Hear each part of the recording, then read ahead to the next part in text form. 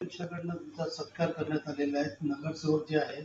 त्यांच्याबरोबर बैठक पण झाली आणि पुढची जबाबदारी जी आहे ती प्रदेशाध्यक्षांवरती ढकलली. काय नेमकी होती चर्चा? काल आम्ही आमचे प्रांताध्यक्ष हर्षवर्धन सपकाळ साहेब यांच्याकडे जे नवनिर्वाचित नगरसेवक जे आलेले आहेत, कांचन कुलकर्णी आणि सलीम सलीना शेख आणि त्याचबरोबर आमचे प्रभारी राजनजी भोसले साहेब, प्रदेश सरचिटणीस किशोर दत्त, मी स्वतः आमचे जिल्हाध्यक्ष राजाभाऊ पातकरजी, सचिव सुरेंद्र आढाव, वर्षा शिकरे मॅडम व राजेंद्र तिवारी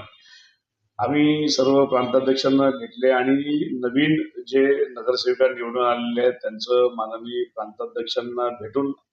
त्यांचा आशीर्वाद घेण्यात आला व नंतर एक ठराव करण्यात आलं आमच्या सगळ्यांतर्फे की राजन भोसले यांच्या कॅबिनमध्ये बसून आम्ही एक ठराव पास केला की जी परंपरा आहे काँग्रेस पक्षाच्या नियमाच्या अंतर्गत आहे ते की निवडून आलेले सर्व नगरसेवक बसून आपसामध्ये कोणताही निर्णय न घेता तो एक ठराव पास करतात की बाबा सर्व जे महानगरपालिकांमध्ये ज्या काय नेमणुका करायच्या असतील तर त्याच्याकरता ते पक्षश्रेष्ठींकडे आपला ठराव देतात आणि पक्षश्रेष्ठींना तिथं आदेशित करतात की बाबा आपण याच्यामध्ये आमचं जे काय येणाऱ्या काळामध्ये ज्या काय निवडणुका होतील समजा काँग्रेस पक्ष किंवा महाविकास आघाडी काय करायची असेल त्या संदर्भात